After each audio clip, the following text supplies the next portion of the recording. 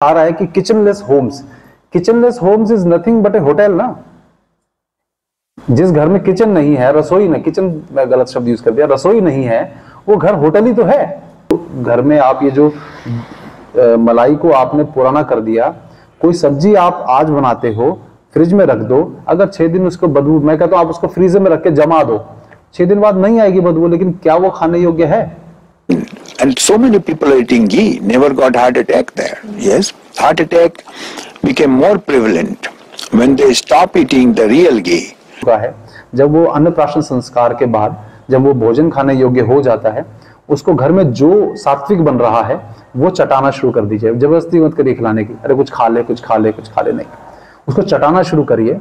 चटाने से क्या होगा कि उसके दिमाग में उसके लिए टेस्ट रजिस्टर होता जाएगा धीरे धीरे धीरे धीरे, और जब वो थोड़ा बड़ा होगा, 1-2-3 साल का होगा, तो छीन कर खाएगा आपसे, आपको भागना नहीं पड़ेगा उसके पीछे। उसका 7 स्टेप्स हैं इसमें। पहला स्टेप है कि सूर्य की अनुपस्थिति। तुम उल्टा समझ रहे हो, जो कान्हा जी खाते हैं वो तुमको खाना है, जो तुम खाते हो वो उनको नहीं खिलाना।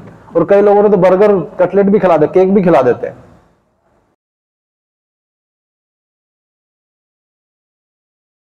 मैंने सुना राजीव भाई को, रात को 11 बजे मैं ऑफिस से आता था और मेरी आदत थी रात को 11 बजे आकर फ्रिज से निकाल कर दही खाना, तो बीमार होना ही है ना। अब क्या है, जैसे ये सुना तो आंखों में आंसू आए कि क्या जानवरों जैसी जिंदगी जी रहा था मैं। तो फिर कहा नहीं, अब बदलना है। तो मुझे आज भी याद है कि 2011 में जन्माष्टमी का दिन था, घर में मिट्टी के बर्तन में लेके आया, तो सिंपल वही विरोध हुआ, अरे इसमें कैसे बनेगा। तो मैं कहा जब कुकर नहीं थे दुनिया भूखी थोड़ा ना मरती थी, जैसे बनता था वैसे बन जाएगा, आप बना के तो देखो। तो मेरी माँ और पत्नी दोनों का विरोध हुआ, लेकिन 1-2 दिन बाद वो विरोध देखा ना, ये खाना तो टेस्टी बन रहा है। तो मैंने कहा कि सिर्फ करवा चौथ का व्रत करने से मेरी उम्र लंबी नहीं होने वाली। आपको लगता है कि करवा चौथ के साथ साथ और भी मेहनत करनी पड़ेगी ना। हमारी दादी नानियां कितने खाने में मेहनत करती थी, लेकिन आज क्या है, हम सीख कहां से रहे हैं, यूट्यूब से हमारा ज्ञान आ रहा है। पहले हम बाहर जाके घर जैसा खाना ढूंढते थे, अब घर में बाहर जैसा खाना बना के खा रहे हैं। ये प्रॉब्लम होगी सबसे बड़ी। क्यों? क्योंकि महिलाओं ने रसोई को एक ऐसी बोझ समझ लिया है कि हमें तो जी, हम तो मरते रहे जिंदगी भर। बेटी को बोलते बेटा तू मत फंसना इसमें। और जैसे ये हुआ, अमेरिका में तो कॉन्सेप्ट आ रहा है कि kitchenless homes is nothing but a hotel ना। जिस घर में किचन नहीं है, रसोई ना, किचन मैं गलत शब्द यूज कर दिया, रसोई नहीं है, वो घर होटल ही तो है। एक बस माइक्रोवेव रखा हुआ, और आजकल हो रहा है ऐसा। तो मैं महिलाओं से निवेदन करना चाहता हूं कि अपने घर में भोजन पे मेहनत करिए, समय लगाइए भोजन बनाने में, जल्दबाजी वाला नहीं। ये जो मैंने घी की भी बात की थी ना शुरू में, घी आप क्या करते हैं, मलाई इकट्ठी की 4-5-6 दिन की, और उसके घी बन गया, आप खूब सारा मक्खन आ गया, आनंद आ गया, वाह इतना बड़ा घी बन गया, बढ़िया। आप घी जैसा कुछ खा रहे हो, वो घी नहीं है। आप स्वयं अपने आप, अगर आपके घर गाय का दूध आ रहा है और आपने उसको संस्कृत में बोलते हैं दधीमंड, जो मलाई है उसको निकाल के आपने रख लिया, और आपको लगता है कि 5-6 दिन फ्रिज में रख के उसमें बदबू यदि नहीं आ रही है तो वो खराब नहीं हुआ, तो बहुत बड़ी गलतफहमी में जी रहे हैं आप लोग। क्यों? क्योंकि आपने, अब दूध आपको 6 दिन पुराना करके पीते हैं क्या फ्रिज में रख के? नहीं पीते। उसको आप गर्म कर, दूध का एक प्रोसेस है ना, दूध गर्म किया तो 12 घंटे लाइफ बढ़ गई, फिर उसके बाद उसको कन्वर्ट करना, यानी कि दोबारा 12 घंटे गर्म कर दिया फिर लाइफ बढ़ गई, नहीं, उसको फिर परिवर्तित करना पड़ेगा। किसमें? दही में। फिर उसके बाद उसकी और लाइफ बढ़ानी तो उसको मक्खन में परिवर्तित करना पड़ेगा। फिर उसके बाद 4-5 दिन की लाइफ होगी, फिर उसको और लाइफ बढ़ानी तो घी में कन्वर्ट करना पड़ेगा, या छाछ में कन्वर्ट हो जाएगा वो, तो वो छाछ कभी खराब नहीं होती, कभी खराब नहीं होती। तो ये परिवर्तित करना पड़ेगा, लेकिन उसका तरीका क्या होना चाहिए। अब रॉ मटेरियल आपका गन्ना है, गन्ने से चीनी भी बन रही है, गुड़ भी बन रहा है। फर्क कहाँ है? प्रोसेस का।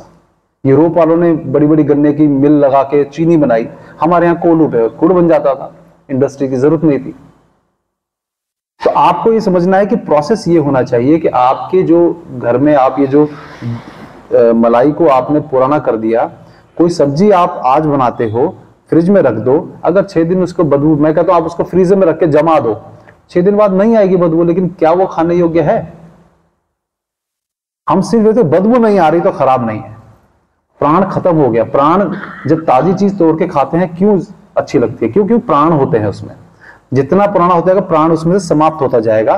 तो ठीक वैसे ही आपने मलाई जब इकट्ठी की, उसमें कई को तो कड़वा कड़वा सा लगता है ना, छाछ क्यों लगता है? वो इसी कारण से। कई घरों में गया, वो जब छाछ पी कड़वी लगी, मैं कहा क्षमा करिए, ये तो आपने फ्रिज में मलाई रख के बनाया हुआ है, मलाई रख के जो छाछ बने वो है ये। कहते हाँ हाँ हम तो ऐसे बनाते हैं। मैं कहा क्यों जहर बना के पी रहे हैं, मुझे भी पिला रहे अतिथि को भी आप। तो आप समझिए कि आपको वो पुराना नहीं करना है। आप कहेंगे जी फिर हमारा तो दूध इतना बनेगा कैसे घी।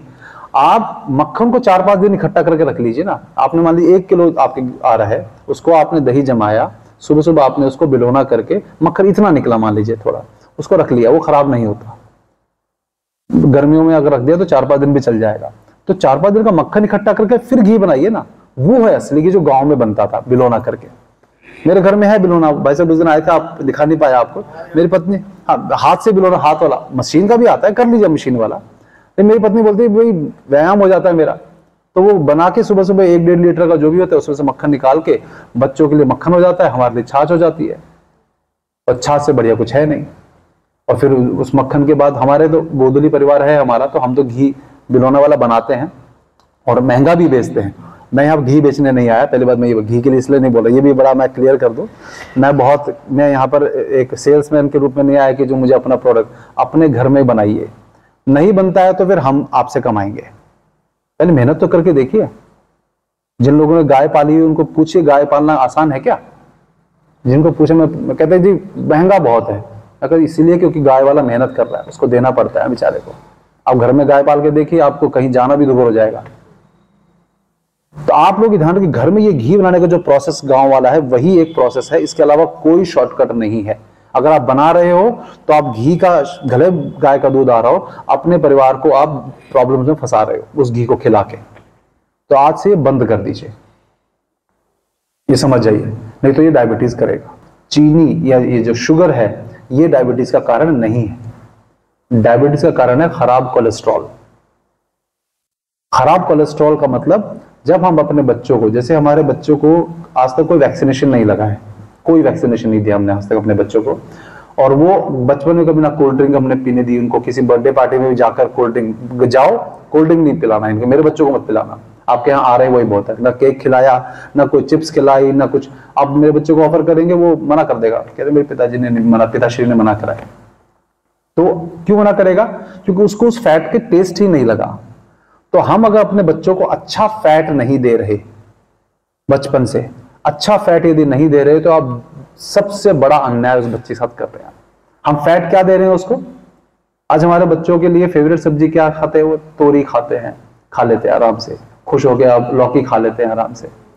क्यों खाते हैं? क्योंकि बचपन से टेस्ट वही लगा है। तो आज आप आपको बता देता हूं ये बात, यदि बच्चों को चाहते हो बचाना कि ये सब कचरे में ना फंसे, अपने बच्चों को, यदि घर में होने वाला है बच्चा या हो चुका है, जब वो अन्नप्राशन संस्कार के बाद जब वो भोजन खाने योग्य हो जाता है, उसको घर में जो सात्विक बन रहा है वो चटाना शुरू कर दीजिए। जबरदस्ती मत करिए खिलाने की, अरे कुछ खा ले कुछ खा ले कुछ खा ले, नहीं, उसको चटाना शुरू करिए। चटाने से क्या होगा कि उसके दिमाग में उसके लिए टेस्ट रजिस्टर होता जाएगा धीरे धीरे धीरे धीरे। और जब वो थोड़ा बड़ा होगा, 1-2-3 साल का होगा, तो छीन कर खाएगा आपसे, आपको भागना नहीं पड़ेगा उसके पीछे। और उसको घी का टेस्ट कराइए, आम खा रहे आम टेस्ट करा दीजिए, और कोई सब्जी खा रहे सब चीज टेस्ट कराइए उसको। फिर आप देखिएगा जो फैट घी का उसको आदत, मक्खन का आदत पड़ेगा। अब श्री कृष्ण का जो है वो मक्खन का संदेश क्या था चुराने का, कि दुनिया में यदि कोई चुराने योग्य चीज है बच्चों के लिए वो है मक्खन। इसमें गुण इतने हैं, लेकिन हमने केवल वो श्री जन्माष्टमी पे उनको भोग लगाने के लिए मक्खन का रखा हुआ है। बच्चों को हम अमूल के मक्खन का भोग लगाएंगे, लेकिन श्री कृष्ण को आपने वैसे मक्खन का भोग लगाएंगे। ये दोगलापन नहीं चलेगा। अपने बच्चों को मैं आज बताता हूं आपको कि बच्चे ऑटिज्म का शिकार रहे या किसी और एपिलेप्सी के शिकार रहे, कई बच्चों का ट्रीटमेंट केवल मक्खन खाकर हो गया। बोलता नहीं है ठीक से, मक्खन खिलाया हो गया। लेकिन मक्खन तब बनेगा ना जब आप घर में मेहनत करोगे थोड़ा सा। ये जो मलाई वाला मक्खन नहीं, एक्चुअल मक्खन। तो हमें ये संदेश, आदर्श हम नहीं सीखते हैं। लोग जो है साथ साथ में वो कान्हा जी को लेके चलते हैं ना, ठाकुर जी को लेके चलते हैं। मैंने देखा है कई लोगों बच्चों को, उनको माता पिता को ही नहीं पता तो बच्चों को क्या बताएंगे। मैं ये नहीं कह रहा गलत है सही है, विषय वो नहीं है।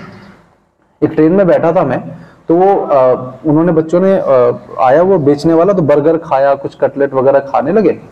तो घर का कुछ खाना लाए थे, तो उन्होंने कान्हा जी को उन्होंने भोग लगाया। और तो फिर मैं बैठा था, इतना लंबा 12-13 घंटे का सफर था। मेरे बच्चों से पूछा, मैं कहा ये बर्गर क्यों नहीं खिलाया तुमने कान्हा जी को?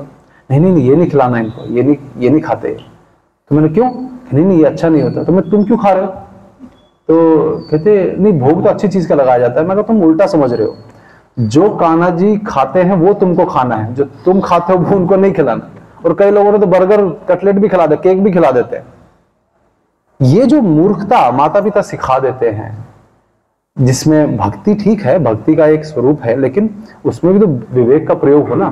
तो विवेकहीन बच्चे आपके तब बनेंगे जब आप उनको मक्खन नहीं खिलाओगे, क्योंकि ब्रह्म तत्व उसके अंदर तब आता है जब, और मक्खन भी कैसा, जो राइट लेफ्ट घूमेगा। तो प्रोटॉन्स तक का साइंस है इसमें, कि प्रोटॉन्स आपस में जब टकराते हैं उसमें ब्रह्म तत्व उत्पन्न होता है।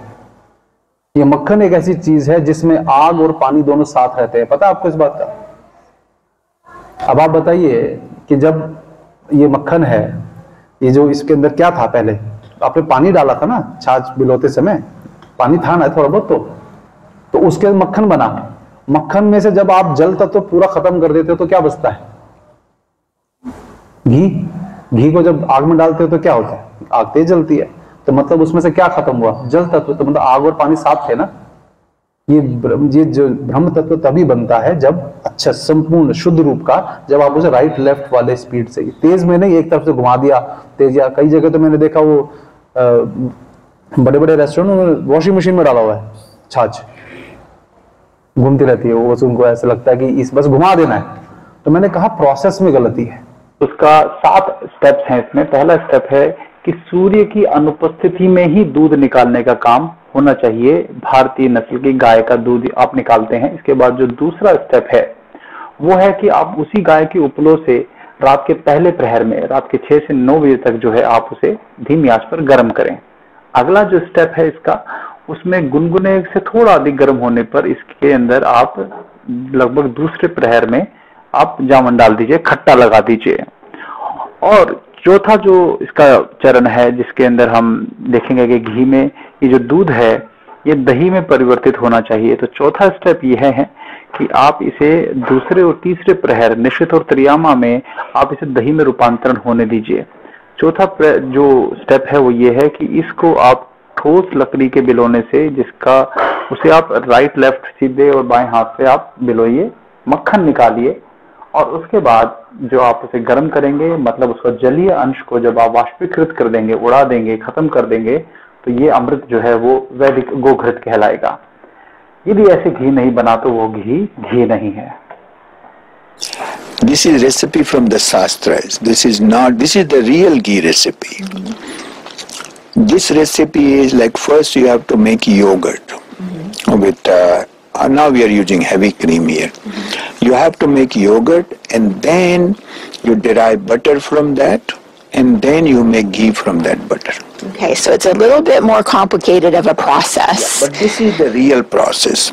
But what happened due to industrialization of making ghee and making butter? About 10-30 years ago, the industries in India, they started to skip that making the yogurt step. They started to derive butter directly from milk. And then making ghee out of that. So it is a cost cutting. I see. But that created a lot of problems. People's cholesterol started to go high and they blamed ghee. And then a lot of anti-ghee